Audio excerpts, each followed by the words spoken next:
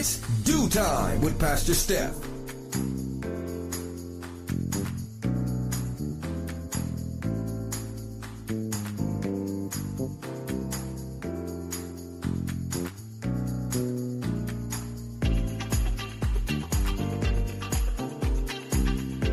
Good morning, good morning, good morning. Rise and shine. You're on with this Dew Time with Pastor Steph. How are you this morning? That's what I like to hear. That's what I like. For this is the day the Lord has made. Let us rejoice and be glad in it. So, where were you last week? Last week we started off with Let's Talk About It Tuesday, Church Folk Day, because it was Memorial Day weekend. And we talked about the things that were at one point a given. No problems, no thought. And now it feels like it is so unattainable. We talked about believing the future will be better. Now, this one was kind of loaded because if you're trusting in God, then it's a given that all things work out for the good of them that love the Lord. And things will get better. But if you don't know the Lord and you're pretty hopeless, or you don't know the Lord and sometimes you're the type of person who kind of thinks like what it is what it's going to be, then the believing the future will be better is a little different than years ago, because years ago you may have been hopeful. But you know what? Time, experience, things that you're watching on TV and in this world will sometimes make you feel pretty hopeless. And you will think that things will not get any better. Well, one of the other things that we talked about that was kind of a given back in the day, but now seems to be so unattainable, so unreachable, feeling financially secure with a steady job.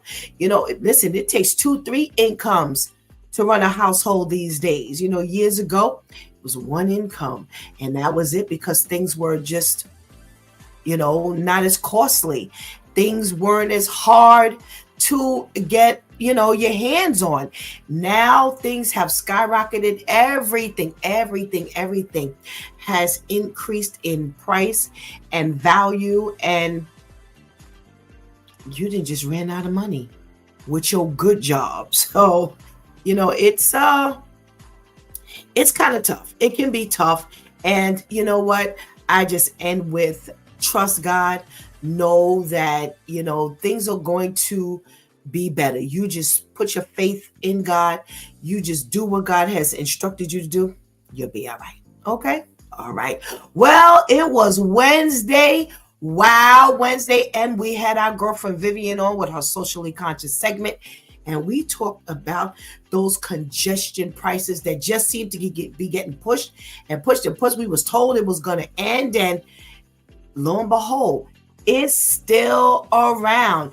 Now, the 9th of this month is supposed to be the day that the federal judge decides that he's gonna, make a decision, hopefully, for those who are really, really looking forward to those congested prices going down. All right. Well, greenery, and more greenery is what we will be looking at, thanks to Mayor Adams, who has decided to put $30 million into the green vacant lot spaces. Yeah, he's going to convert them to green. Forget about the homeless. Forget about, the other things that we could use. Oh, greenery is what they want us to have, so that when the summer comes, we can be in just like this la la land. Listen, we here on the Dew Time, we here at the Dew Time crew say, no, we'll pass. We will pass. Give us homelessness answers. Give us just a resolution to some things that we need, that we really, really need. Come on. We can really, really, really get some things done. Well, Thursday, Therapeutic Thursday came along, and woo, the prom season is in, and the kids are going buck wild. And oh, we had some beautiful attire. And then on the other hand, we had some interesting things going on. So that was in the South because they've had prom season already. Well, we are up north, and June is here, and we will have another set of videos and pictures to show you. We don't know what it's going to look like, but we shall be entertained. I do know that much. On Friday, Freestyle Friday, we had our men, and woo, baby, were you there for that conversation? Oh my goodness gracious. We talked about Kid Cudi testifying at the Diddy trial.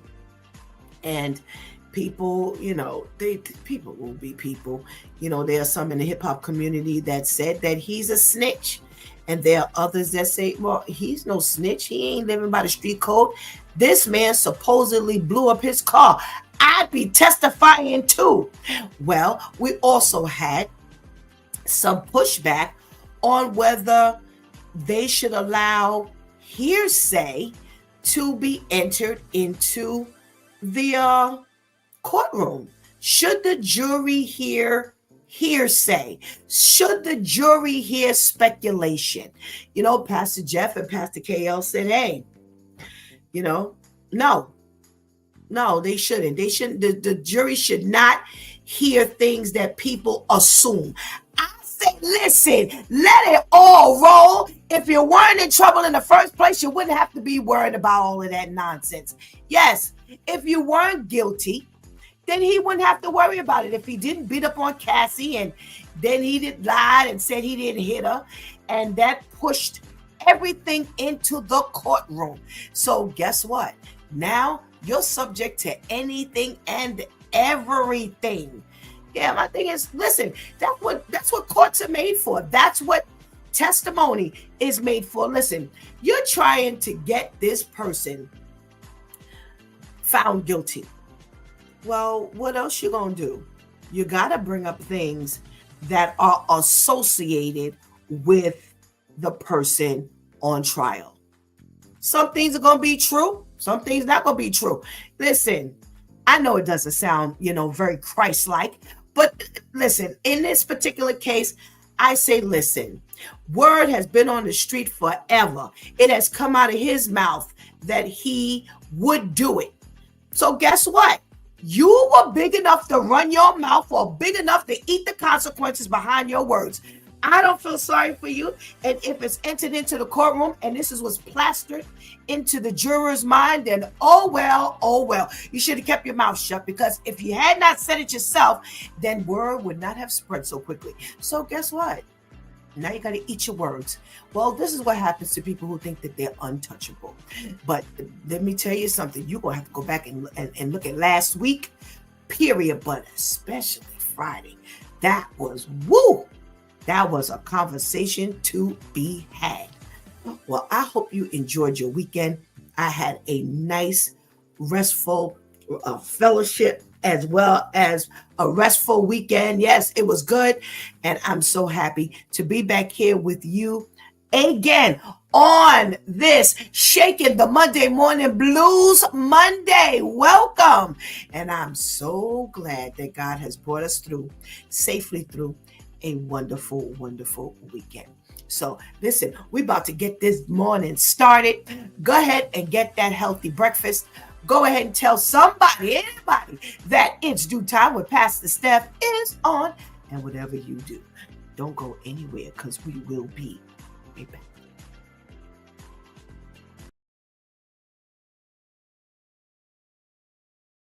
Scariest thing that can happen when staying in a hotel.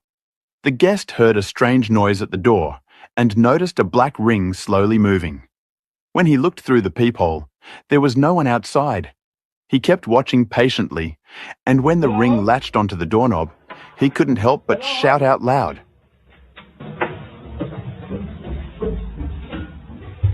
Oi! Turns out the thief was trying to use a magnet, a ring, and a rope to unlock the door. So, is the deadbolt really secure? One landlord demonstrated the answer. Using a bent wire, he unlocked a deadbolted door in less than 2.5 minutes. Some doors also have security chains, which may seem protective, but in reality, even a rubber band can easily bypass them. So when staying at a hotel, always stay vigilant. You can use a door wedge for extra security and keep your valuables well hidden. Only then can you sleep soundly.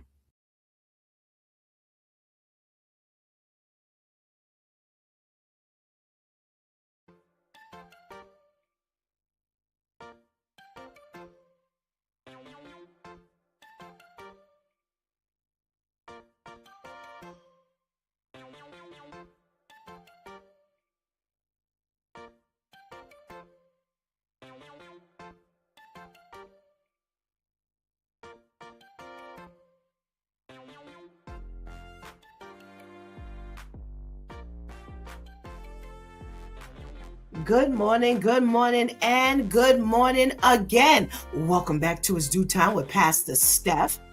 And it is the Monday Morning Blues. I was supposed to say two different things. It's Monday, y'all.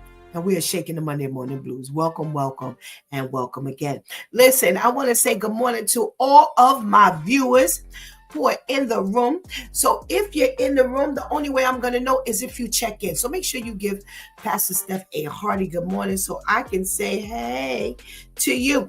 Oh, we got our friend Terrence in the room. Good morning, Terrence. Thank you for joining us. You were mighty quiet last week. You must have been busy. Well, I can't wait to hear your comments this week, God's best. Yes. Good morning, Ketty. Good morning. And good morning, girl. You missed that trip. Yes, we had a ball. Yes. Hey, Serge. Good morning. Thank you so much for joining us this morning. We got our girl Tamika in the room. Good morning. Yes, it is a great day to be alive. I'll chat with you in a minute. What else we got? Hey there, Miss Charlene. Always glad to see you on. Thank you so much for joining us this morning. We got our girl Teresa checking in. Good morning, and good morning. Well, we must say good morning to the ladies that keep it held down and they give us our Facebook Live, our YouTube Live. If it weren't for our girls, Shantice, good morning. Thank you so much. We'll be chatting with you later. And we got our girl Anika in the house. Good morning. We hope you're feeling better. Thank God that you are no longer in the hospital. And we missed you on Saturday. Yes, we did. Yes. So, what are we talking about this morning? I gotta tell you, the news was sparse. They just kept talking about the same things over and over again. But I managed to pull a little bit out for you, for us to chat about. So you got to make sure this chat room stays live this morning, or either I'll be talking by myself, okay? And I want to talk to you with you, all right? Well, we got our little tip for this morning, and I thought it was a little interesting. So they say, we got some tips this morning, a little different. They say, watch out for drowsy driving. Yeah. Now, I got to tell you, I've experienced this before. Like literally sleeping with my eyes open. Yeah. I couldn't tell you how I got from one exit to the next. Oh, sometimes two. Yeah, your eyes are open, but yeah, they say that is extremely dangerous, and you don't have to tell me that. They say while it's tempting to drive yourself, around when you're a little tired, they say please do not drive drowsy. Take your time and get those little micro sleeps, they call it. They say, you know what? Go to a rest stop, get a little Z's on, and make sure you park in a well-lit area and get that rest, because Drowsy driving is equivalent to drunk driving. Yeah, it's a tough thing. It's a tough thing. And like, again, you don't even know that is going on. So they say that if you're on a highway traveling at about 60 miles per hour, those seconds can mean the difference between life and death. Okay. All right. So if you're getting in late and you feel sluggish, make sure you pull over. All right. They say embrace sardine summer. Now, I have no idea what this is. They say while sardine inspired prints are having a moment right now, the best way to jump on the sardine summer trend is to book your fish in the pantry. Yeah. So remember, we talked about sardines before, and it's extremely healthy. So they are encouraging us to eat more sardines. They say they are packed in different flavors. Yeah, you got mustard, you got tomato sauce, and all kinds of things that you can actually pair them with. They say try it on your pizza, and it is packed with calcium, omega-3s, and vitamin D.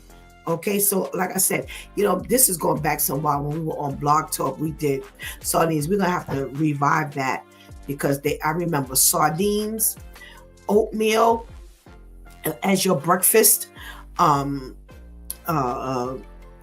in the morning. They say pomegranate juice, the most powerful things that you can actually have in the morning. Yeah, so they said embrace sardine summer.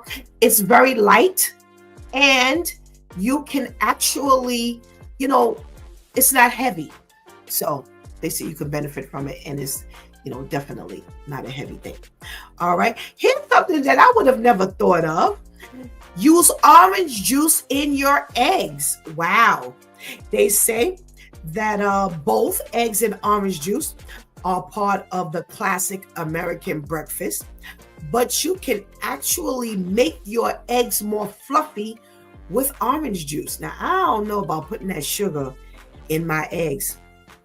They say that just take a little splash of orange juice before cooking it. They say kicks off a chemical reaction. They say the acid loosens the proteins, helping them trap more air. And the result of that is light, airy, scrambled eggs. They say just keep in mind that these eggs will be a bit sweeter. That's what, see, just got for that. I don't put that sweet stuff in my eggs. Then average. But they say if you want, try a lemon. Wow. I guess it's the citrus because that's what, we're going to be getting from orange juice and oranges and lemons. So I don't know. Listen, if you try it, let me know. Let me know. Let us know. Okay? Listen, it ain't gonna kill you. So just go ahead and try. See, I can't try because I can't eat the eggs. But go ahead and try it. And then let me know how it tastes. Okay? All right. They say, try this headphone hack. They say if your junk drawer is full of wired headphones, they say you don't know what to do with them, store them in your carry-on case, and you can use them, as an organizer. Now, I don't know what this means because they're saying that I guess use it in case they're saying use it in case your other ones kind of go out. Who knows? Eat your magnesium. They say magnesium is extremely important to the body. They say we should have 400 to 420 milligrams daily for men, 310 to 320 milligrams for adult women. And they say that magnesium supports your immune system, helps regulate your muscle and bone function, and maintains our heart health. Yes, so make sure you are checking in for all those things. going on in your body, and you should definitely feel better when you get that magnesium in your system.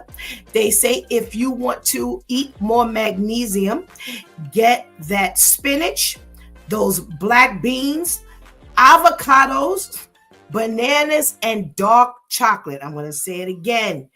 They say, ooh, okay, I forgot. I didn't see this part. They say nuts and seeds, or you can get the spinach, black beans, avocados, bananas, and dark chocolate.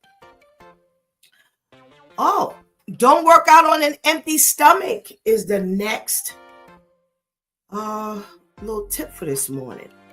They say while fasted lifting might work for early risers or those with sensitive stomachs, may not work as well. They say you need some fuel, so do not work out on an empty stomach. They say that if you eat, working out when you've had a meal in the last 3 to 4 hours, you will last longer and you'll feel better afterwards. All righty. So they say if you want to know what to eat before your workout, they say get something light. They say try an egg, a piece of toast, or string cheese and a cracker. That way you're not working out on a full stomach. All right. All right. They say wash your tomatoes the right way. Now they say that it definitely picks up a lot of dirt, pesticides, and bacteria residue. They say, but start by rinsing them thoroughly under cool running water. Then use clean hands to gently rub the surface of each tomato before drying them with a clean cloth or a paper towel. And they say, make sure you skip any soap or detergent as tomatoes can absorb them. And boy, oh boy, I must be eating a whole lot of soap. I don't put a whole lot of soap on the tomatoes, but I'm just not okay with just the water. I don't know. Maybe I'll just use less soap. I wash all my fruits and vegetables. Yeah. I don't wash like strawberries with soap, but because they say do vinegar and baking soda, and they're coming up with a whole bunch of stuff. But definitely, I do use a little bit of soap, but I'll use less. All right. They say you can soak tomatoes in a solution of 1 teaspoon of baking soda. There you go. For every 2 cups of water for about 12 to 15 minutes. And after soaking them under running water, pat them dry. Okay.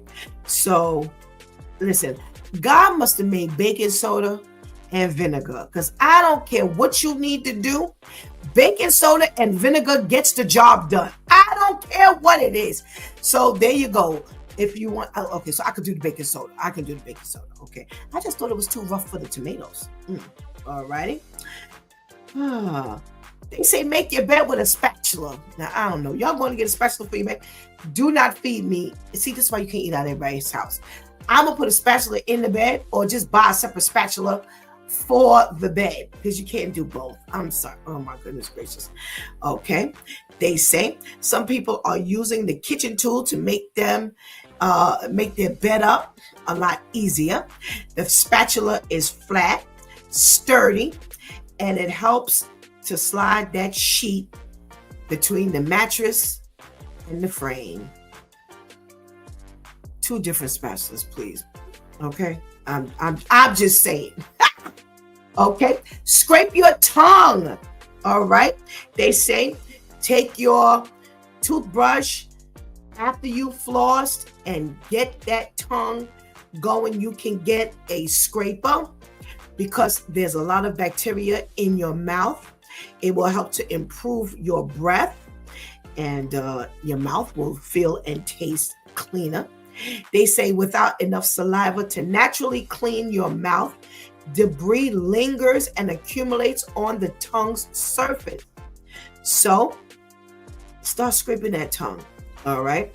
And they say just make sure to be gentle, as with brushing and flossing. Going too hard can cause trauma to the mouth. Wow.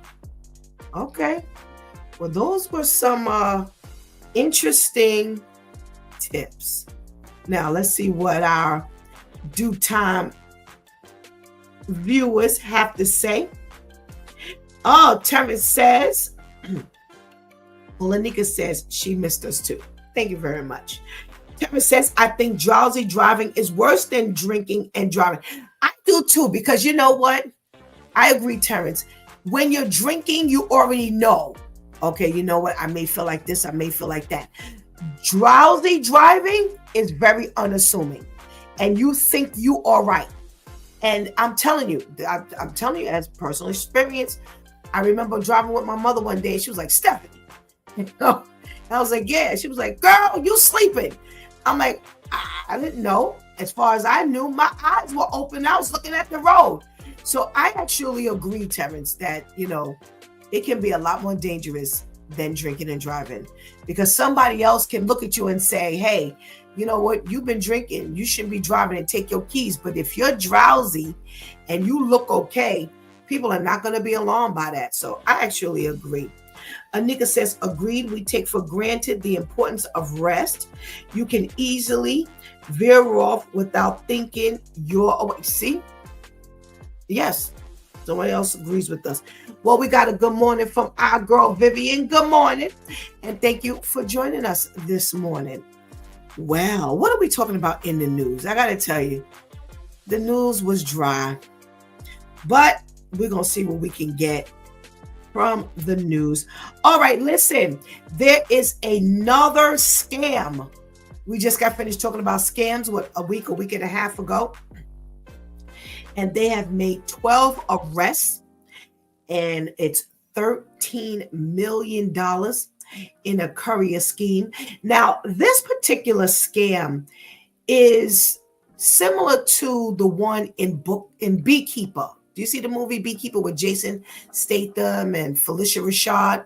Yeah. Well, this one is actually real. Yeah. They say that the fraudsters convinced victims to hand over large sums of cash to their fake security couriers. So what they'll do is, there's one woman in Las Vegas who had her computer that flashed a warning that her personal information was compromised. Remember, that's what happened in the movie. And she panicked, and she somehow or another, they sent her some false communication and encouraged her to make two $35,000 cash drops to strangers in two separate locations, because they were the courier, the security couriers. And when she found her money was gone and couldn't get it back, she reported it to the police. They traced it, and they found somehow some surveillance footage to a vehicle with some California plates. And they were linked to two guys. Two foreigners. I can't even pronounce these names. 43 and 45 years old. One named Lin. And they were charged, and they accepted plea deals for possession of stolen property. Now, in court, they apologized. I ain't thinking about your apology. You just ripped me off for $70,000. You keep your apology. I ain't trying to hear you personally. But they were, they gave out their apology to all of their victims. Where my money at? That's all I care about. I just want to know where my money at. You can keep the apology in exchange for the money. Then maybe I'll accept your apology. But other than that, nah, you can go ahead with that. Well, they were both sentenced to 19 to 48 months and restitution. So, part of me says, hey, they needed to spend more time in jail. But if you want these two people, they're 45 and 43 years old. Did I say that? Yeah, 45 and 43. They ain't got a whole lot more time to work, and they got a whole lot more money to pay back. And they can't work and give up all of their check. No, it can only be a percentage of the check because it can't go below the poverty. You can't put a person in poverty. So I guess they figured give them the 19 to 48 months. Listen, you know what? What happened to work release? Remember that? Okay, so for those of you who are too young, work release, they used to do it on Rikers. Work release would be like for petty crime people, because over on Rikers, you're not going to do more than 24 months. So what they would do is you would get a job. They would get you a job, and every day you go out and you'd work and you come back. They weren't really worried about you because, again, it was like little petty crimes and things like this, non-violent crimes. So listen, put them on that. Because listen, 19 to 48 months, that, first of all, that's 19 to 48 months of time that they can't be working. Okay? 24 months is 2 years, so 48 months, that's 4 years. That's 4 years of nobody getting any money back? Nah. Make them work. You can't make them work for anything real inside of the jail. So let them work. Let them go outside and work and come on back and be locked up for the rest of the night. Yeah, do something like that. So I don't know. What y'all think? And that's the way I think they need to handle this, because I don't think anything else is really going to be satisfying personally.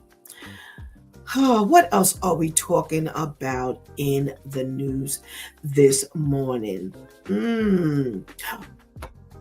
Speaking about fugitives, the New Orleans people who broke out of jail, after they did some research, they found not only did the janitor, remember initially it was the janitor when Vivian told the story, it was the janitor and 3 other people who were suspected, employees were they thought that they had something to do. No, family and friends.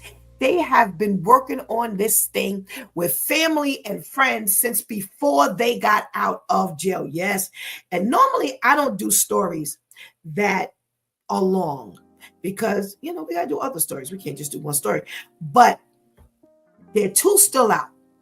Man, they say that a former jail employee is accused of helping one of the guys who's still out, and they drove him to a relative's house, and that relative was helping him FaceTime other family members the day of the escape. So that automatically tells you that they know these people have been helping, because who helped the day you escaped? Because remember now, they escaped overnight. So somebody knows you're free if they can do all of this FaceTiming. They say another friend later offered him a hiding place in a vacant apartment that he had been hired to repaint. Now, they say other people sent money via apps, lied to authorities during interrogation, and messaged or called the fugitives. And some of them are now held on $1 million bonds or higher because they are facing felony charges of accessory after the fact. They say that they are still offering $50,000 per fugitive for the 2 that are out. Now, the two guys have been convicted for murder, and the other one faces kidnapping and rape charges. Now, they're trying to get these family members and friends to really turn them in. But these people ain't turning them in. They're helping them. They say there was one woman who hasn't been charged yet, but they plan on charging her. And that's what they're doing to most of the people. Now that you've been told in the news, they are setting these people up to get the information, but they're charging every last one of them. They say that there have been several women that have helped these guys get out. They say that there was one who was being battered. Yeah, she was a domestic violence victim of this same man. She's helping to get out. Now she's helping him stay out with the sister, with his sister. Now, you were arrested at one point for beating on me. You are now in jail. You break out of jail. I'm going to help you stay out of jail. And then they said they tap into some conversations. And the sister and this woman was saying they hope he can stay out. Now, maybe she's just saying this to the sister, because I'm sorry. There's some real mental stuff going on when, like I said, he used to abuse you. You got him arrested for that. He ended up going to jail for something else. So he's out of your hair. Now he's out of your hair. You help him while he's out. And then you going to say you hope he stays out? No, that's fear. That's fear talking. You see, this is what I was saying last week, Friday, about your mental state when you're abused. It can be real twisted. Trust me when I tell you. Well, they have another person who said that they helped because the inmate told them, if you don't help me, I'm going to kill you. Now, I don't know. I don't know what kind of threat he was making. Maybe he was saying somebody else was going to kill him. They didn't say, I'll have you killed. It says, I'm going to kill you. So maybe, he was saying, listen, you better help me because I'm going to get out anyway. And if I get out and you didn't help me, I'm going to kill you. I don't know. But that was one. They've got a myriad of people, family and friends, who are helping the two that are out and have helped they said every last one of them had help from family and friends. Now, I'm sorry. Just let me tell you, whether you're a family, whether you're a friend, whether you're a due time viewer, Pastor Steph is not helping you. If you're an inmate, you don't have to stay and just deal with that time. If you can't deal with the time, then don't do the crime, as they used to say. But I'm not helping you. All of these people are now facing, like I said, they've got some that they have already held. Maybe those people are the ones that are still inside on $1 million and higher.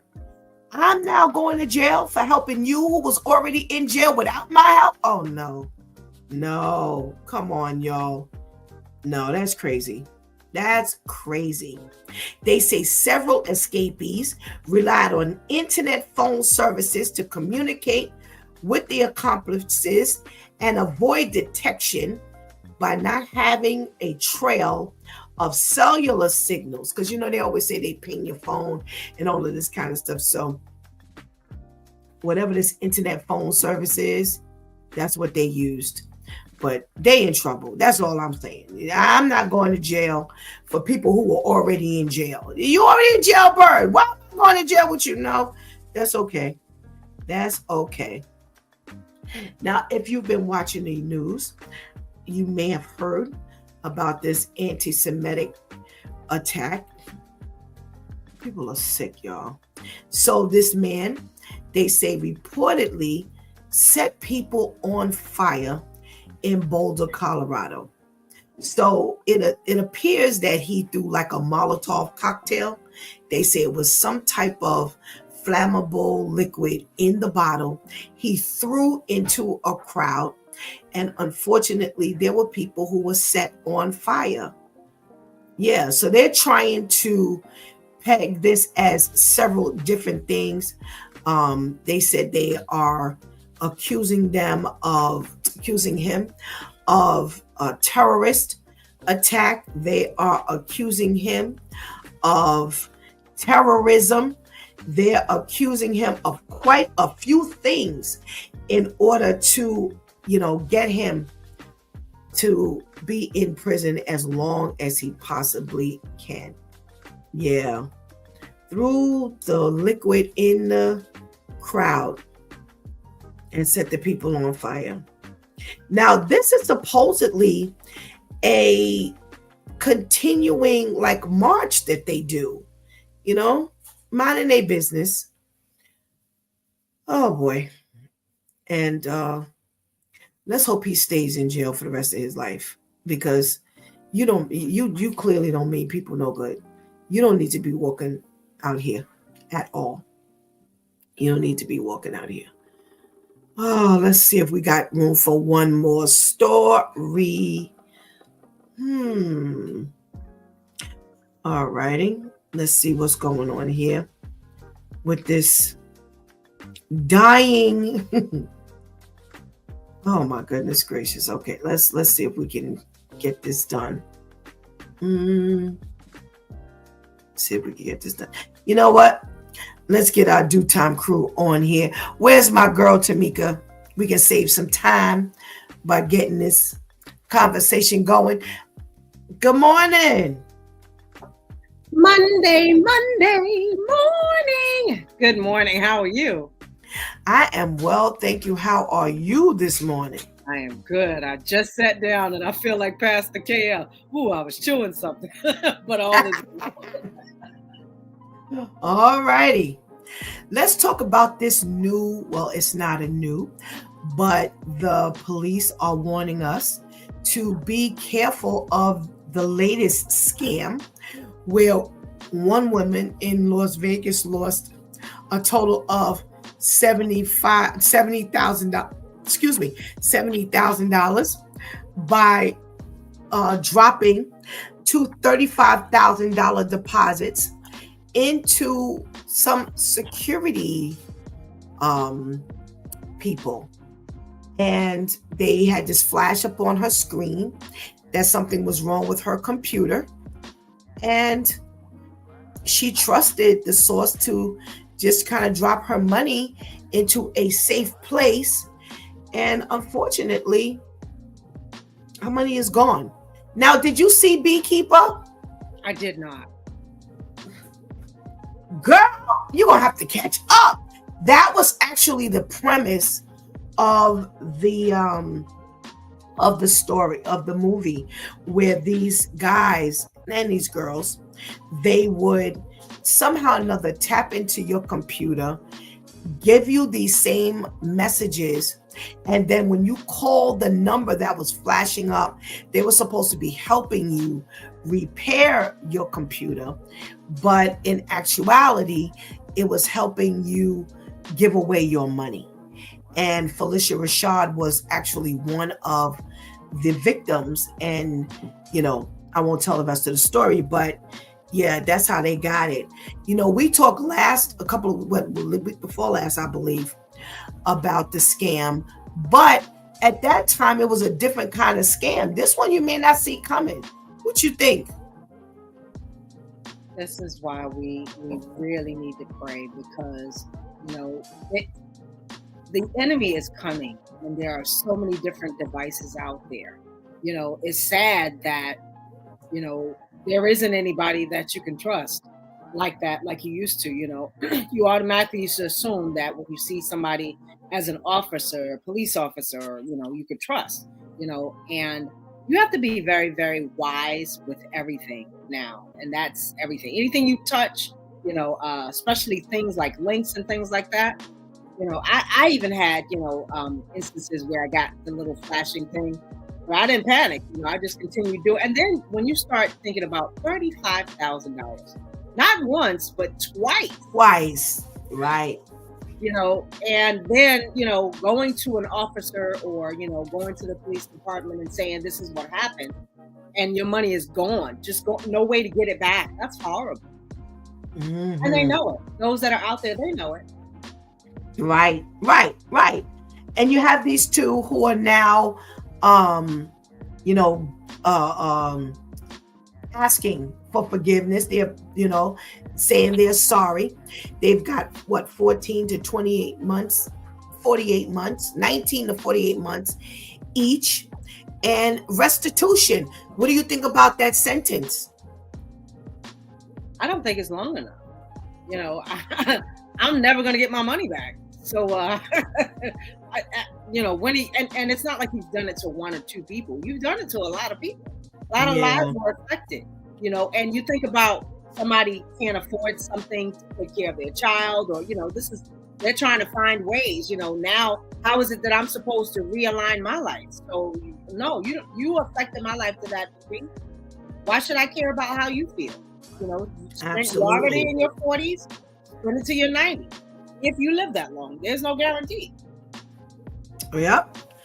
Now, girl, let's talk about these family and friends who are helping and have helped these guys break out of jail.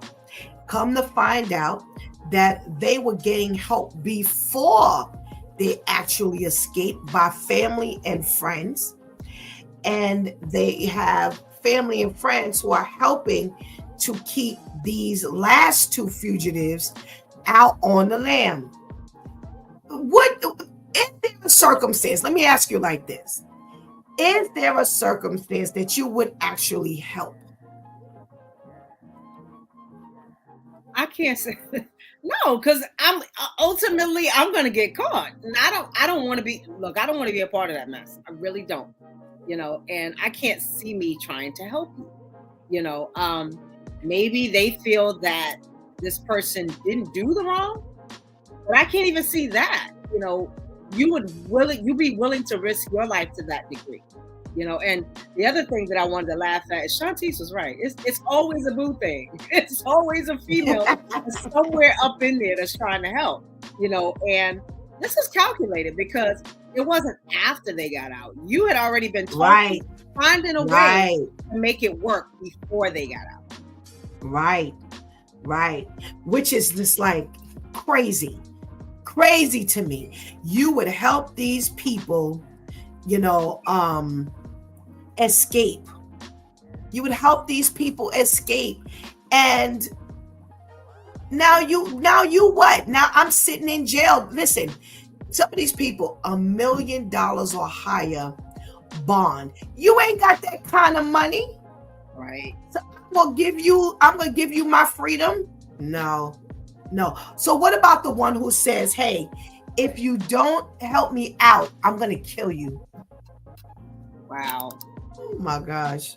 And that's the same one that he hit, right? No, I don't know. They didn't make the connection. Okay. They didn't make the connection here. They just said that there was one who had threatened to actually kill the friend who they reached out to get them out. Now this is before they escape. Now I'm not gonna kill you if you don't help me while I'm out. I'm gonna kill you if you don't help me get out. That was my thing. I'm like, you already in there. What's the worst that you can do to me? You already locked up.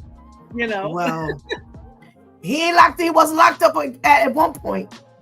I think this is one who ended up getting caught. But this is how they ended up finding most of them, through the trail of family and friends, because they knew in order to get out, they were going somewhere. Absolutely. And even again, they had one ex-employee help these people escape, driving them all over. I don't know, Tamika. I'm sorry. I'm just not in my right mind. I'm not helping nobody get out of jail and stay out of jail. I don't know. Oh my goodness. Well, we have Pastor KL here. So we're going to see what he has to say, and then we're going to our main topic. Thank you for joining us this morning. Good morning, Pastor KL. Good morning, Pastor Steph. Good morning, Lady Tamika. How are you? I'm well. How about you? I'm okay. Thanks. Oh, we're talking about a couple of things. Last week or the week before, we talked about the scam that the lottery ticket scam. Now they have a newer one that's surfacing, and they are, they have these messages flashing on people's computer and encouraging them to call a number and put their money in security deposits so that they don't lose their money. And one woman did it twice, two $35,000 deposits, only to find out that this was not true. It was a scam. She called the cops, and now they're begging everybody to speak up. Don't be embarrassed if you ended up being swindled out your money. Go ahead and tell us so we can help. If we don't even help you recover money, at least we'll help others. Well, they did find the two people who were responsible, 43 and 45 years old. They ended up getting 19 to 48 months, as well as having to pay restitution for all of the people they scammed. Now, what do you think of the sentencing behind this? I think that's ridiculous. I mean, how much money? Well, they got help for $70,000. How much did they get somebody else for? I mean, to me, that's horrible. They should have got much more time than that. Well, here's my point. If you get more time, how you gonna pay the money back? They put them on work release. All right, go out, work a job, and come back. I mean, I would also think, did you spend $70,000 already? You know what I mean? I mean, if you getting all these folks, surely you not spending. You got some money somewhere. Give it back to them now. Oh, maybe they did. Maybe that was part of the sentence. Because I would agree. There's no they had an opportunity to tell them that, and they didn't say that. They just said pay restitution. So maybe they claim they don't have the money anymore. I don't know, but I mean, I would agree if you have any of it, give some back. I don't know how long it was before she told. I don't know how long it was before they caught these guys. But I don't know. Plus, they're 43 and 45 years old. They ain't got a whole lot longer to work. Right. I mean, unless they buying houses and stuff and land or sending barrels to Jamaica, I don't know what they do with all that money. Well, listen, one of the names, I couldn't pronounce one of the names. One of the other names was Lin. So it sounds like they're like Asian. Oh, yeah, okay. They're doing karate classes, dojos. So I don't know what they did with the money, but that's where it is. We also talked about this New Orleans inmate escape, and come to find out, as they did the research, family and friends have been helping them since before they got out of jail. So they actually helped these people plan the escape. So once they got out, somebody met them somewhere, picked them up. Somebody was FaceTiming other people, family and friends. Some people had a house. One guy had a house he was working on, and he was hired to paint. He told one of the inmates, "Hey, I'll let you stay in this vacant house while I paint it." They had an ex-girlfriend who was helping. They had a sister who was helping. Now, all of these people, if they have not already arrested them, all of them will be arrested for accessories after the fact. Now, there is no way these people could have gotten out and stayed out if not for these who helped them. Family and friends is what they're saying. Are you that loyal, Pastor KL, to your family and friends that you would help them escape prison? I can't get family and friends to come to church. I'm going to get family and friends to bust you out of jail? No, I'm not. In the late, great Ernie, I ain't got no friends. And then, my family is even slimmer. I only talk to my immediate family. I don't know uncles and aunties and stuff like that. If you ain't brother and sister, no. And then some of my brothers and sisters I don't even talk to. And I'm gonna bust you out of jail? What happened to the file and the cake? What happened to those days? We don't do that no more. Listen, we've got too advanced for the file and the cake. Right. You know, they got technology now. They got internet and FaceTime and all of these kind of things. They ain't worried about no file in the cake. How about that? This is an upgraded Underground Railroad.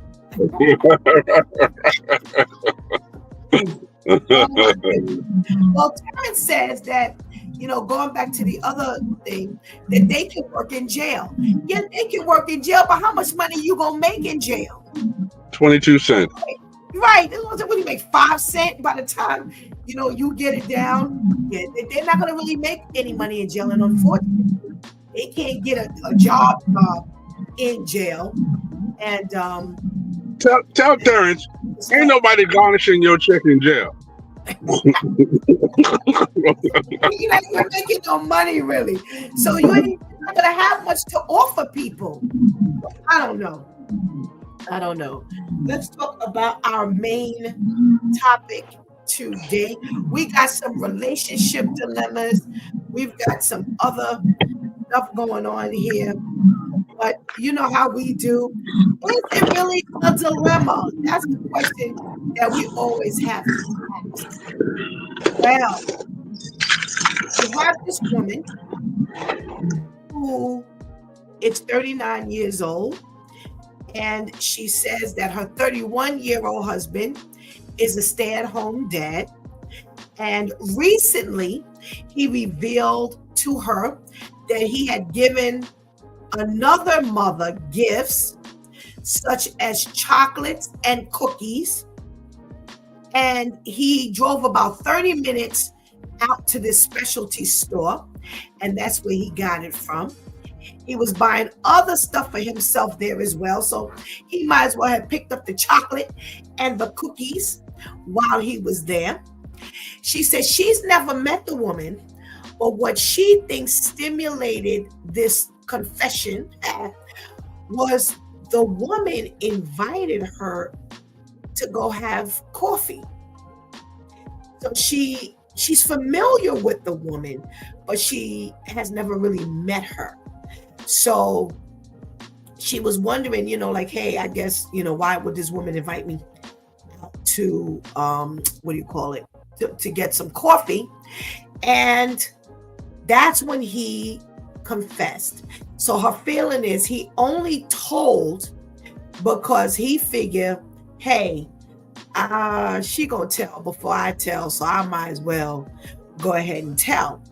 She said, however, as she's been waiting to go to get this coffee with this woman, she spoke to another parent at the school, and that mother told her that her husband seemed to be a very flirty guy.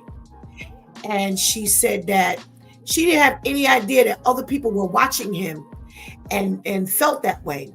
She said she's a little confused.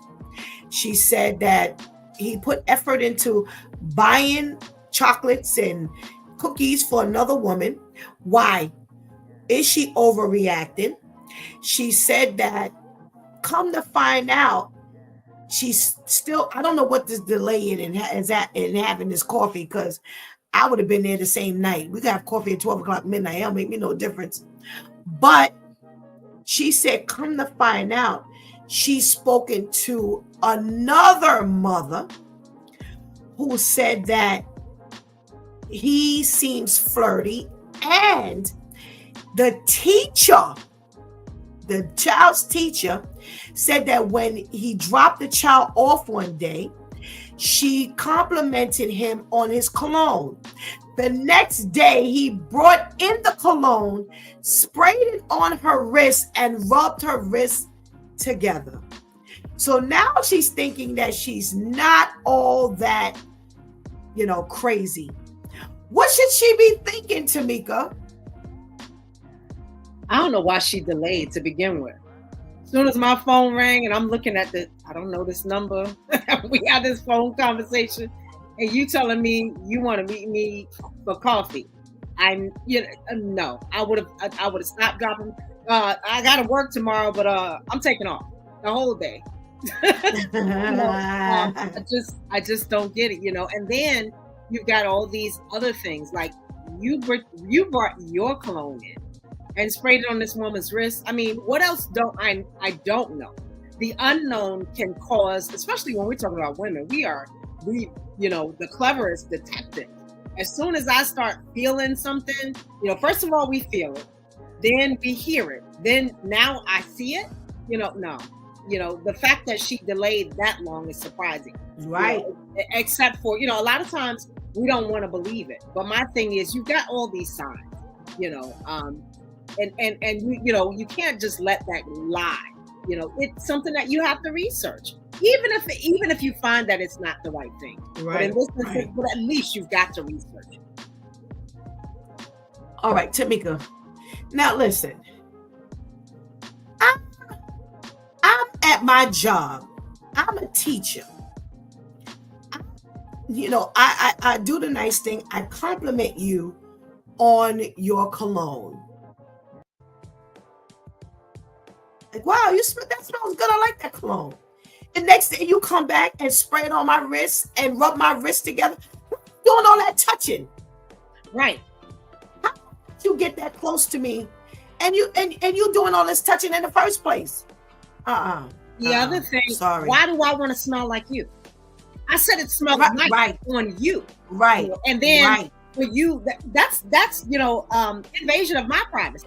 What made you think that you want to touch my wrist together? And now I'm smelling like you all day. You ever touch somebody or hug somebody and you just hug them, hey, how you doing? You hug them, you're like, oh, I gotta smell like this all day? It's slathered all over them. Now, you have offended me by sticking my wrist together, so that you smell like you all day. No. And we're not intimate. I'm doing I'm here at work. Here's the other thing that came across my mind. How you all doing my wrist, and where the kids at?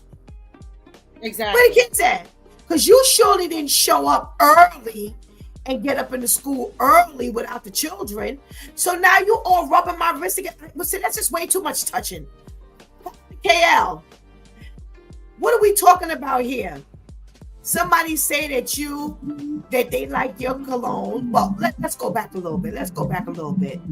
He drove 30 minutes, got this woman chocolates and cookies.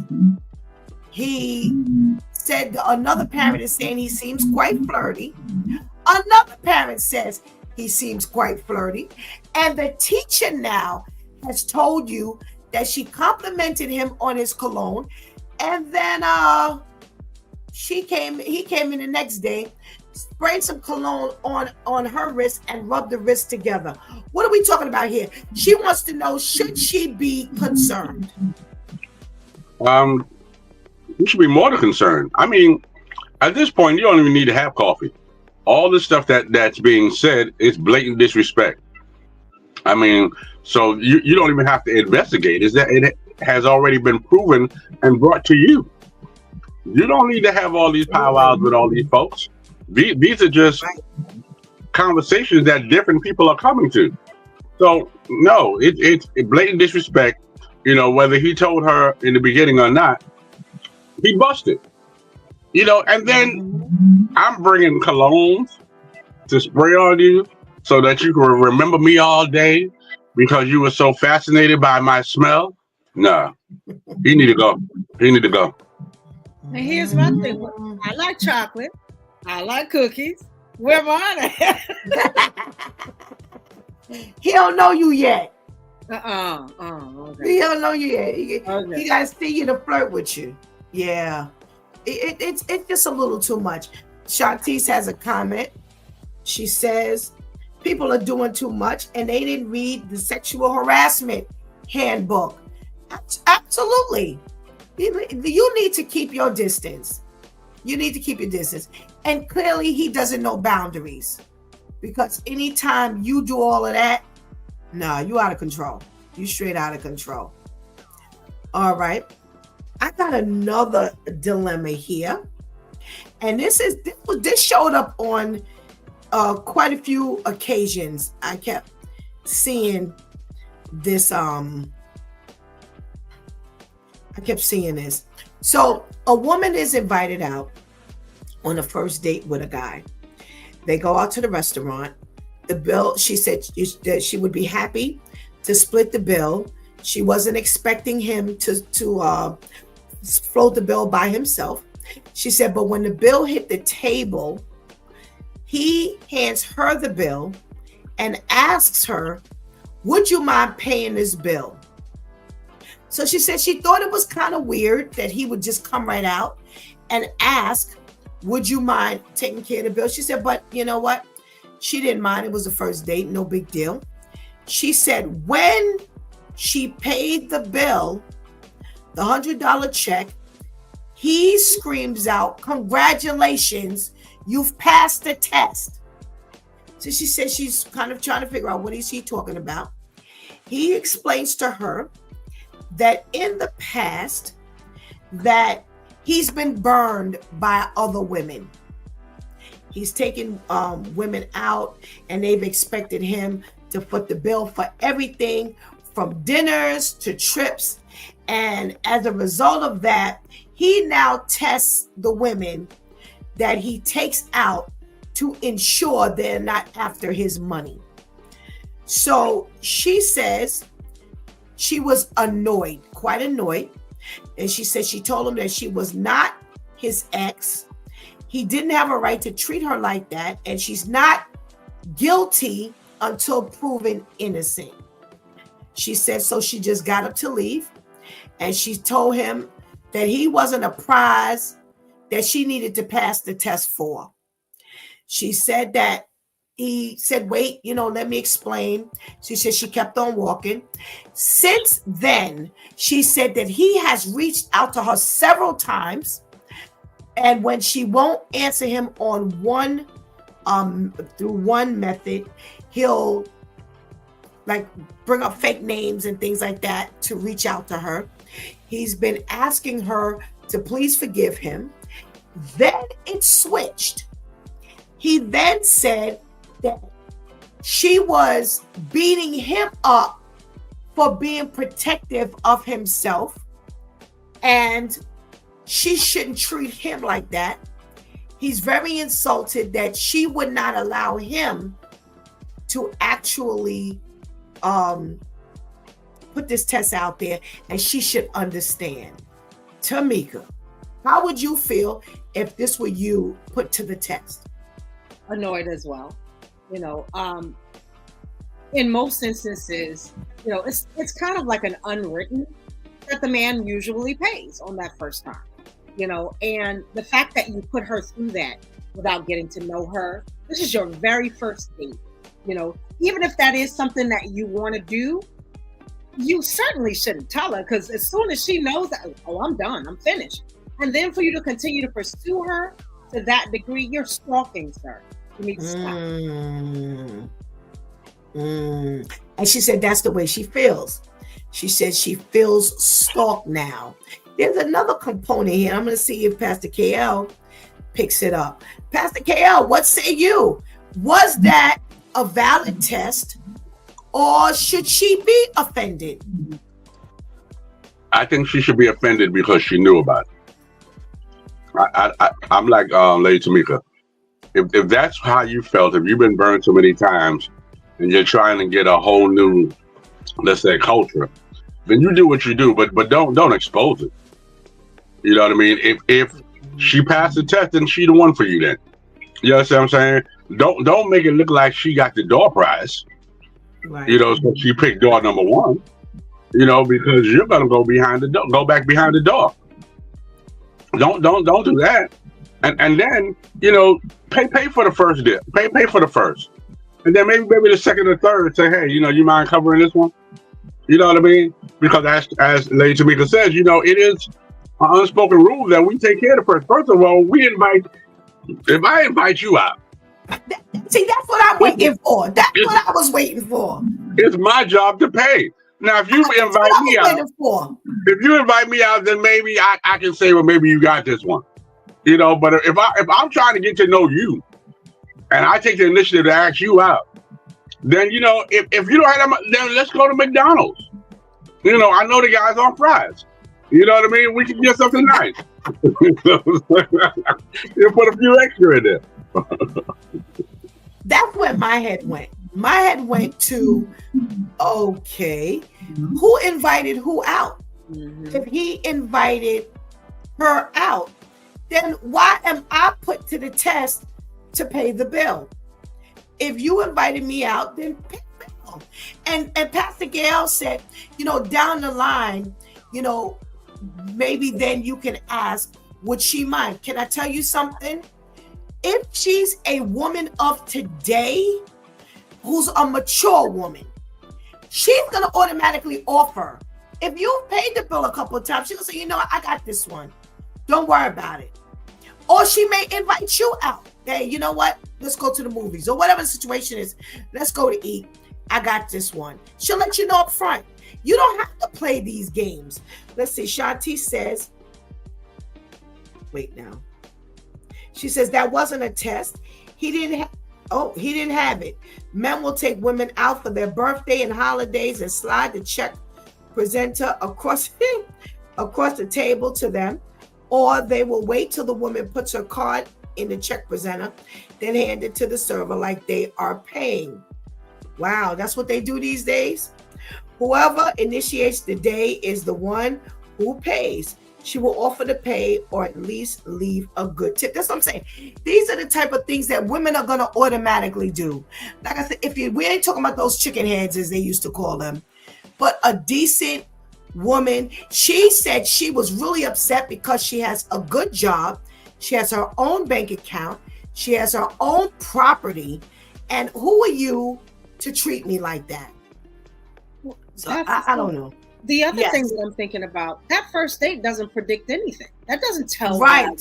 You know, this is a first date. That doesn't tell whether I would pay or not. You know, on an instance like that, again, like Pastor Kale said, if you ask me, I'm expecting you to pay on the first date. You know, Shantice is also right. I have had somebody take me out on my birthday. I was like, oh, I left my check at home. I said, no problem. I'll see you later. I left. And I left him sitting there. Now, what happened after that? I have no idea. He never spoke to me again. Not my problem. Because you probably left him washing dishes. It might have been. He didn't have the money. He has soft hands. Yeah, you probably left him washing the dishes. That's why he ain't never call you no more. You know, I don't get it. You know, I would sooner not invite you out than to invite you out and play these games. If you don't have it, then you don't have it. You don't have to pretend you have it. Pastor Kale, why are we pretending to have these things and end up behind the 8 ball? I don't get it. Well, you know, fortunately, you know, we like out of our league. You know what I mean? And then when you ask too many questions. You know you can't afford juniors, but you say, hey, where you want to go? Red Lobster, Taj Mahal, you know, and now you out there now. Now we gotta go to the Taj Mahal because that's where you want to go. But you know you got Burger King money. That's the only place you can have it your way, at Burger King. So now we're stuck. So now we got to finagle and figure out how we gonna get you to pay for your meal.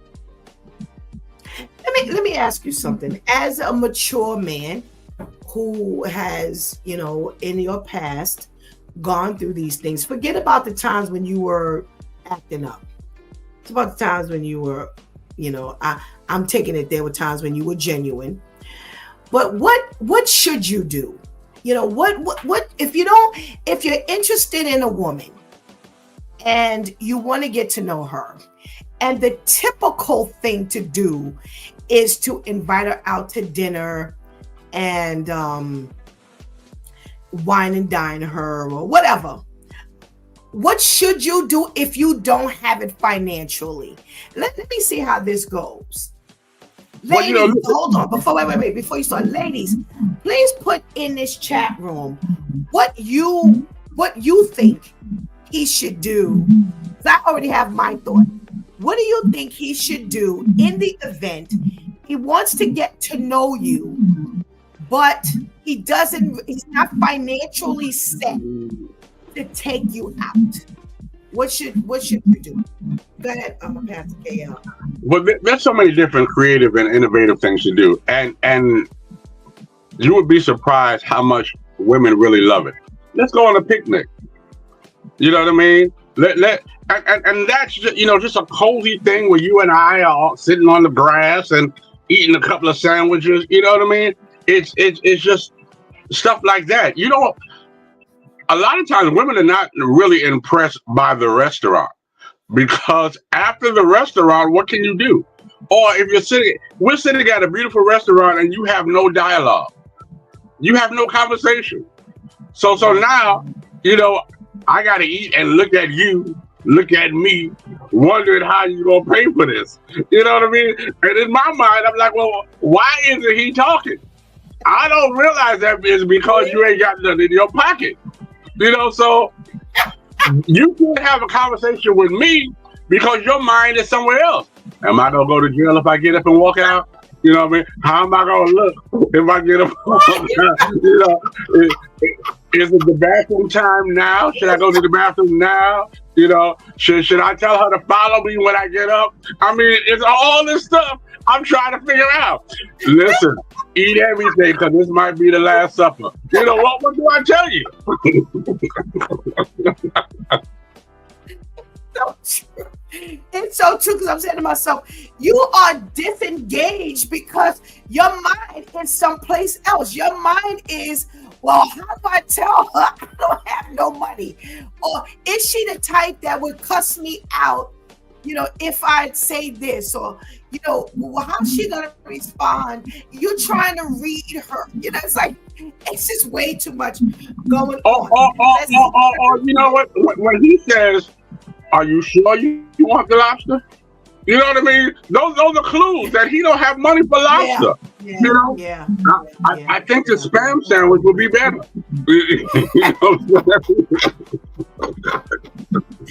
Absolutely. Know those hints, y'all. Know those hints. Terrence says, it's hard to tell someone you really like that you don't have the money. She will think you're broke and don't want to be with you at all. So you'll do anything to please a woman and make her happy. Shanti says, candlelit picnic in the living room. Whose living room? No, especially if you're broke. No, because now you're going to try to sex because you need to pick up from where you ain't got the money. No living room. No. You ain't got no business at his house, and he ain't got no business at your house. Sorry. I agree with that. I agree. No living room. Mm-mm. Most ladies want money and see if we can pay her bills. You can never get to know a woman these days. Some women, Terrence. There's some women. Shanti says, if women pay attention, most of the time you can tell they're broke. Is this the first date? Yeah, we talk. Right. That's the presentation. You're like, you want to get to know her, but you don't really have money to take her out. Well, I say the same thing as Pastor KL said. I said, get to that picnic, go to the park. Listen, take a walk in the park. It don't cost no money. Just take a walk in the park. Listen, we could just talk. Something else to say, but I'm gonna go on this level first. But let me tell you about that walk in the park, ladies. If he only buying you one of them dirty Franks from the stand, he ain't got no money. He don't even. Don't take the dirty Frank. Because I was gonna say, listen, if you just do it, listen, if I'll just meet you at the park, right? You don't have to offer to buy me anything. We're just walking in the park. We'll just meet in the park. We'll talk, whether there's a dirty Frank, whether there's a dirty pretzel, what about the Spanish icy lady? Listen, you ain't gotta do nothing. Because we just go to the icy lady. I pull out my money. You pull out your money. There's no expectation. That's why I said, listen. If we pull out 50 cents and ask you to get any change for that icy, we got a problem.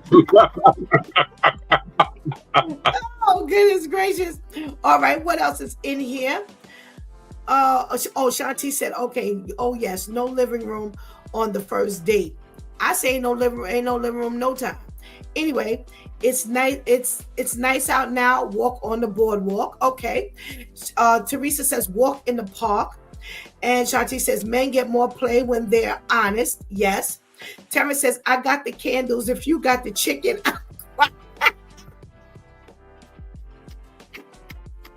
He got the candles. Of course you have the candles. They cost 99 cents in the store. He says, let's go to the park and play me for your heart. Oh, listen, there's a big issue here. I agree with Pastor KL. Can you converse? Can you have a conversation? Because sometimes, listen, I don't need you so googly-eyed that you staring in my face the whole time we're supposed to be talking. What is that? No. Let me see where your head is. And I think in an open park, like Shanti said, on the boardwalk, Teresa agrees in the park, as Pastor KL said, on a picnic setting.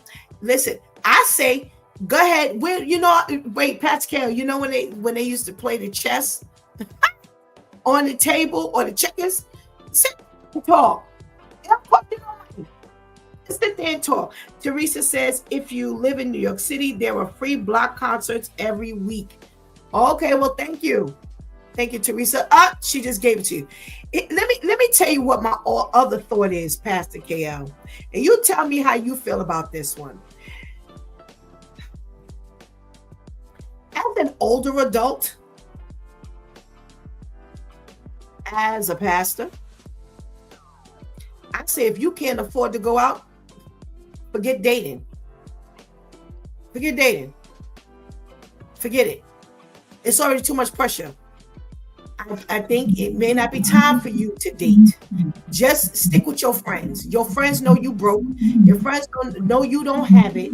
Your friends are not expecting anything. And my personal opinion is past this, go on the boardwalk to the park.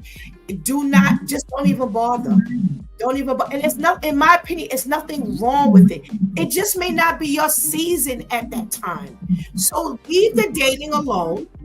Because you know what? If you broke and grown, you got a whole lot more to deal with than being with a woman. If you broke and grown, concentrate on getting your bank account together, your living situation together, and you just may be at a point in life where your expenses are exceeding your income. And in all honesty, no shade, I don't think there's anything really wrong with that, because you just need to work on that. So if you're trying to focus on that, forget about dating some woman. Forget about it. Because these days and times, you're not dating somebody who's just by herself. Somebody got a kid and all of this kind of stuff. And you should now have to instead of focusing on getting yourself together, you are now trying to focus on, is she the woman for me? Is she the type that I got to worry about if she's going to be mad if I ain't got no money? Do she have money? I don't know. What's your thought?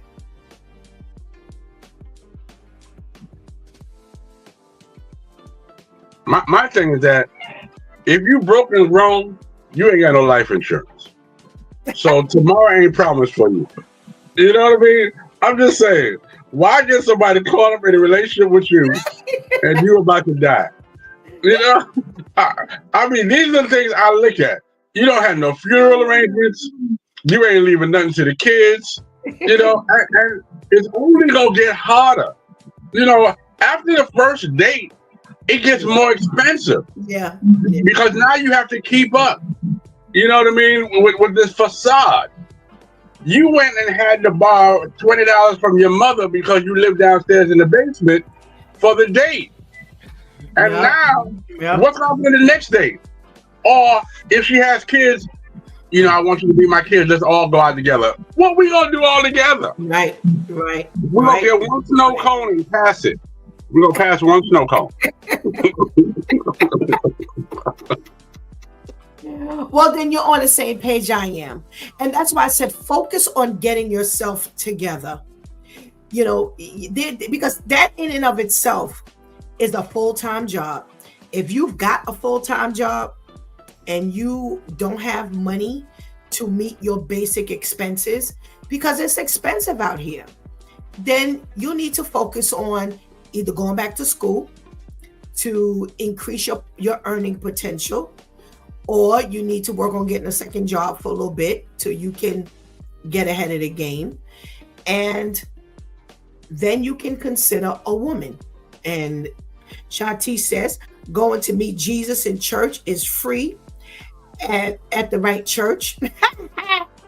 She says, amen. Being broke is definitely a sign. Terrence says, wait, what's broke to you ladies? If the man has a roof over his head and a car, food in the house, I thought getting a woman, that's right, we build together. But you got to bring something to the table, Terrence. Ladies, answer the question. Y'all are in the room. Answer the question. My thing is broke, meaning you ain't got anything more than what you need for basic expenses. Pastor KL, while the ladies are putting their answer to Terrence's question, what's your answer for what is broke? Listen, if you just have the bare necessities, the house, the car, you broke. Now understand, you're not broke to you. You know what I mean? Because your bare necessity is taking care of what you need to be taken care of. Right. But you don't have anything for no extracurricular activity. Right. So then you're broke. If I say if I'm your boy, Terrence, and I say, hey, let's go to the Knicks game. No, because you just paid all the money you have on your rent. For you're not broke because all your bills are being met. But we can't go out and hang out because you ain't got nothing else. That's broke. And that's basically what I'm saying. Like I said, it's no shade. I'm putting a person down because, listen, two of my girls still live with me. At this age, for both of them, I was already at my mother's house. But that was because times were different back then. And I don't encourage people to move out of their parents' house to go out there and struggle or to end up coming back. Because see, once you're gone, I want to put something in your room. I don't want to be welcoming you back. So there's no shade. There's no shade in if you're making $30,000 and you are on your own and your expenses are $31,000. I'm you doing the daggone thing. However, we're talking about dating, and if you don't have more than that, then what are you bringing to the table? You're absolutely right, Terrence. You should be building together, but what you're building on. Let me say this, Pastor Steph, because I hear a lot of folks say, well, at least I see where my money is going. I got something to show for it. Let me help somebody. If you see all your money in your house, then you broke. Because if you don't save, if you don't have a nest egg, but you see all your money because it's in your house or it's in your car, you broke. Because at any time, something could happen to that house. That's right. At any time, something could happen to that car. That's and then what happens? So just because you see all your money, you can see all your money gone.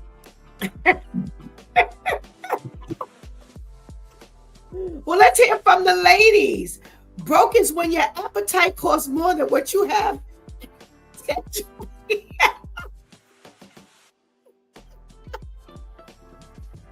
Oh my gosh. No shade. I'm being honest and broke. No, she said no shade in being honest and broke. It's true. Teresa says broke is when you cannot sustain your life without help. I need $5 to get on the bus. Again, no shade. It is expensive as heck out here. And you just got to put your priorities together. And if you are just meeting your expenses, whether you are broke to you or not, if you are just meeting your expenses, you cannot go look to date a woman and she's always got to pay because you have nothing. How you starting like that? No. Terrence says that's when insurance comes in, get that money back. What insurance? Get my money back. I'm lost. See what happens when you bring up insurance, Pastor KL? I am so lost. Terrence, help me understand what you're talking about. Shanti says, if you can't be honest about being broke, there is nothing to build on. But I don't think you need to tell somebody you broke.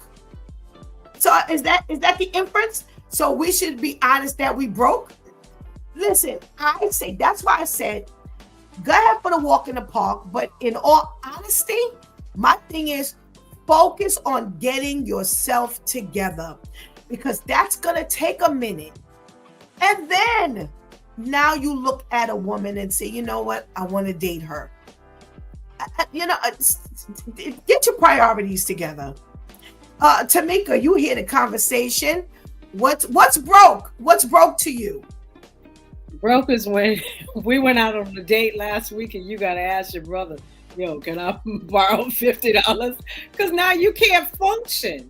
My thing is, you taking someone out shouldn't put you out to the degree that you can't afford breakfast next week, or can you loan me such and such until I get my check next week? We got that song that's out, and it shouldn't.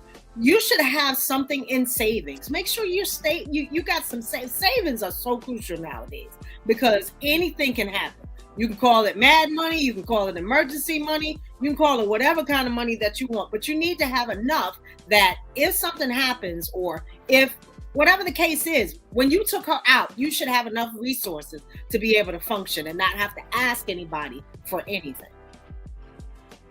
Absolutely. Let me tell y'all a story. So in my former life, there was a guy who was interested, and he would say, come on, Steph, let's go out. Spontaneous. He loved to be spontaneous. Now, I've always had my own. Come on, Steph, let's go out. So I had the car. So, okay, no problem. I don't have a problem if you don't have a car. I don't have a problem with that. So I had a car, whatever. So we go out, he'd spend the money. And then he'd come back and say, I need to borrow money for lunch.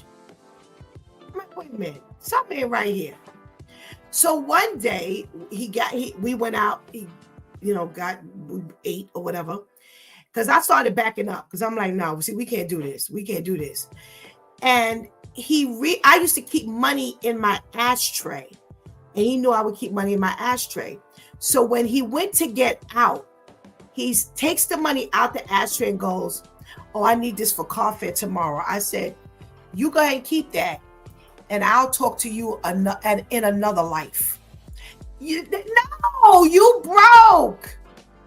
You're taking her out on Monday, and on Tuesday, you ain't got no money, or on Monday night, you asking her for money. No, you broke.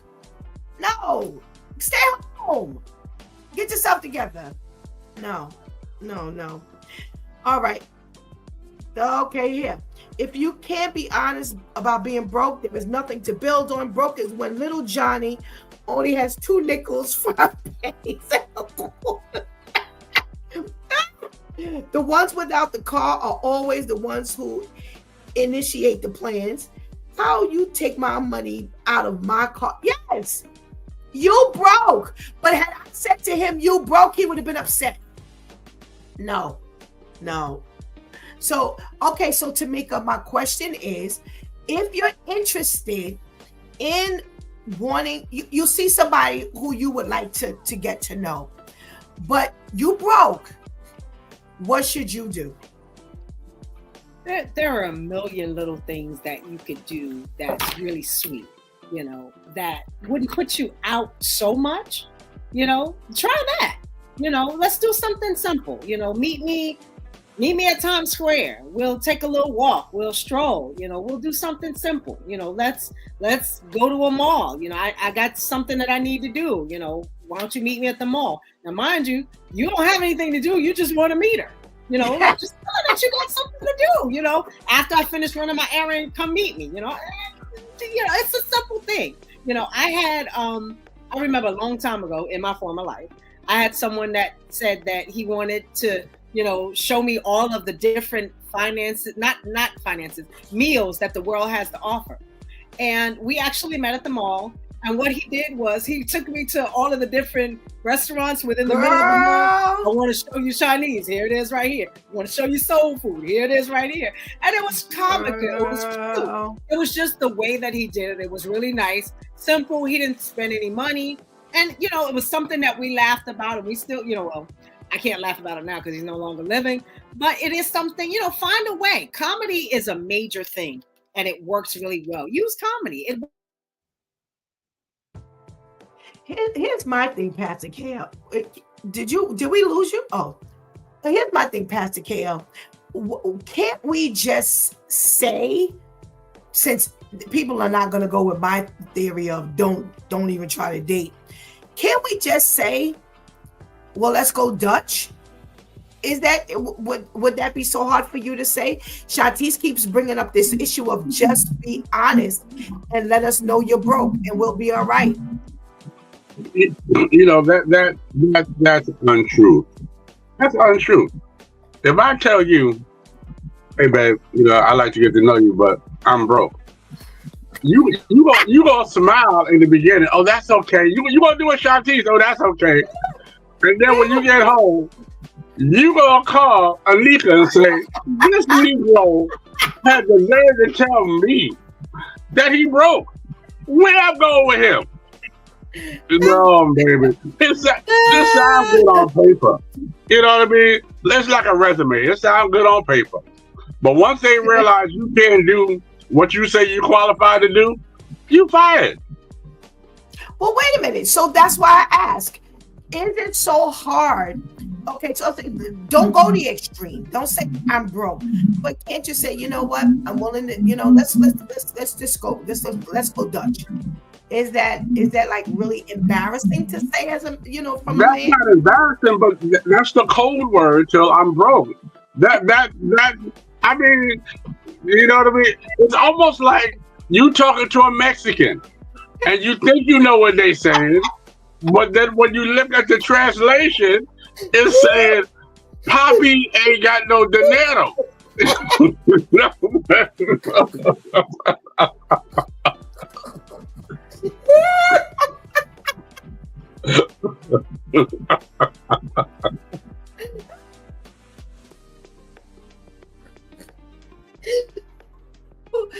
Oh my God. All right, so wait.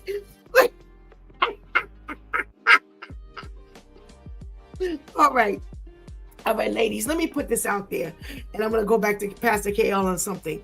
If he asked you to go Dutch, would you say, in the back of your head, he broke, and we only going Dutch once, and I'm going to test the waters. If he ain't got nothing to talk about, he got to worry about me no more. How's it going from there? Pastor KL says that's code word for I'm broke. Shantice keeps saying if you're honest and you say you're broke, then I'm good. Just let me know what's going on. One broke person to the next. I'm asking. So, Pastor KL, would you say in response to what you said, would you simply say don't date? Since all the ladies are gonna know that you ain't got no money, whether you say I'm broke, whether you say the code word Dutch, would you just say don't date? Absolutely. And these days it's and we laugh about it, but that's another bill. I'm just being honest with you. Getting to know someone is a bill. And then let's just be honest. So I pay this bill and I don't like the service. So I've wasted my time on this bill. So now you keep on telling me go out and try Verizon. Verizon don't work. Try AT&T. AT&T don't work. Try T-Mobile. T-Mobile. I got to keep trying all these services for bills that may not be what I want. No, I'm happy with Jesus alone. All right, let me see what the room is saying. Oh my goodness gracious. Oh my goodness. Okay. Terrence says, insurance if the house or car burns down. Okay. Yeah, you gotta have insurance. You gotta have insurance. All right, hold on a second. I gotta catch up. No, Times Square has the big restaurant signs. Too tempting. I agree, Pastor Steph. Don't date.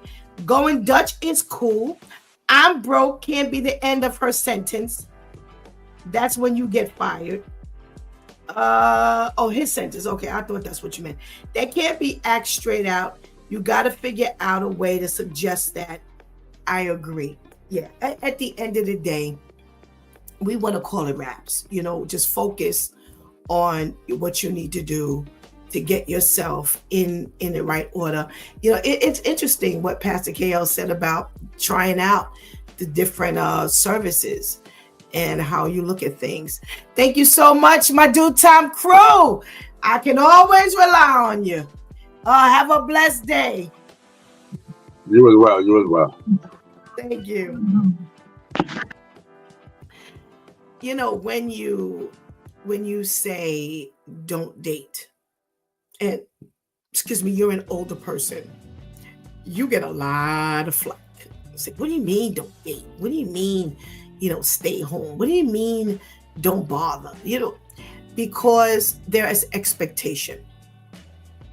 And that's just normal expectation. I'm not talking about some of the nonsense that we've shown here on, video about the woman who wanted, she got 3 kids and he got to have 6 cars and a house with 8 rooms. And we ain't even talking about none of that. We're simply talking about just regular, general expectation. There is very little you will do in this life where there's no expectation. And ladies, if he takes you out and he's spending money on you, especially if he's spending his last couple dollars on you, there will eventually be an expectation. Now, what the expectation may be or will be may vary, but there will be expectation. And I'm not necessarily saying the bed, but there's going to be some expectation. Ladies, you have to be honest with yourself. Where are you in your life right now? Terrence brought up a very interesting point where he says, hey, what are we building on? We get together, you bring to the table what you have, I bring to the table what I have, and we build on it together. You're absolutely right. However, like I said, you got to bring something to the table. And what we're talking about right now is not having anything. I'm really trying to get it across to people who are just starting what Pastor KL has said. We got to have some excess. Tamika said there has to be some excess. Even as single people, you cannot live to your very dime. Because God forbid anything happened. Now you're in debt because you needed to cover this unexpected expense. And now you're in the hole. Now remember now, you make it $100, you're spending $100. And now because of this unexpected expense, you now have to pay out $150. So now you're in the deficit for that $50. Unfortunately, a lot of older people and elderly people have made bad financial decisions. And it could have been from what they didn't realize, could be from what they weren't taught, could be just because they just were bad spenders, because not everything is innocent. Just some people they love to spend past what they have because they've got to have. Whatever the issue is, my father used to always say, you don't want to be caught with your pants down. You don't want to be caught off guard. And we have to from now learn to live within your means. And it's very hard these days. It's very hard these days. And that takes us backwards. Get that earning potential together. College is not for everybody. However, furthering your education is for everybody. In these days and times, if you want to make money, you have got to come to the table with something. You've got to bring a potential employer something. You cannot, go into something in a deficit. Now, it takes $3,000 to make it a month, just to have for you to just have basic expenses, a place to live, transportation, whether it's car fare or whether it's a car. Because in some places we live, we could take public transportation. Other places we live, we got to have our own vehicle. Either way, you got to have money. All of the things that you need. You need toiletries, you need food. And you know how many people don't budget food? They eat on a whim. They eat and cut into other money because there's not enough money for food. And if you can't cook, God forbid, you really jacked up, because that means you're buying out food in the street, and that's going to eat up a whole lot more money than if you were to take that same $20 and it could last you for the whole week. Again, it goes back to the beginning. And a lot of times, because we're getting to you now, you didn't pass the beginning. You didn't already develop these bad habits. You didn't already made up in your mind what you want and what you don't want to do. And what we said sound crazy, but we're talking to you from experience. We're talking to you because we've made those mistakes. And it takes a fool to learn from your own mistakes opposed to learning from someone else's mistakes. Learn from what you've heard here today. We laugh, we joke, but in all honesty, this dating thing, if God wants you to date, if God wants to send you someone, you're not going to have to work at it like that. You're not going to have to lie. You're not going to have to pretend. You're not going to have to, send a representative, as they say. You're going to be able to be who you are. And be who you are is bringing something to the table that's worth somebody listening to be honest. I don't want to meet anybody who has just enough, because if I have just enough and you have just enough, then what we building on? We building on just enough? You've got to have some kind of plan in order to make it work. And again, I'm not beating up on anybody. There's no shade here or anything like that. But I'm just telling you, if you have a plan and it's working, if you're married and it's working, I'm not talking to you necessarily, but I am talking to those who are not in a committed relationship, who would like to be in a relationship, and we're trying to give you the tools in order to make it work. And that's how we're going to make sure we keep ourselves happy and comfortable, as well as the next person. You don't want to step out there and then 10 minutes into the game, now you got to backtrack. Oh, I didn't tell you that, I'm kind of like, my money is tight. To me, that's more embarrassing. When I've got to now tell you some things that I didn't want to tell you. If I never spoke, I ain't got nothing to worry about. I have nothing to worry about. But I tell you one thing, try Jesus. Yeah, Pastor Steph is saying that. Everything Pastor Steph says, try Jesus. Yes, try Jesus. Because you can learn how to strategize from him. The Spirit of the Lord will definitely teach you what to spend your money on, what not to spend your money on, what decisions to make, what decisions not to make.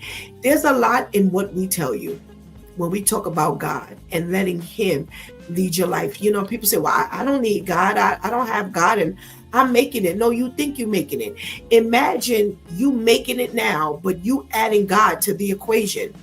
If you're making it now without God, I can only tell you, It would be a phenomenal experience if you were to include God and put him in the driver's seat. Don't forget that. Jesus. You've been watching It's Due Time with Pastor Steph. Join us Monday through Friday from 7 a.m. to 9 a.m. where we discuss matters of the heart, mind, and spirit. As you go through your day, set your mind on things that are above, not on things that are on the earth. They will only serve as a distraction. Remember, prayer changes things.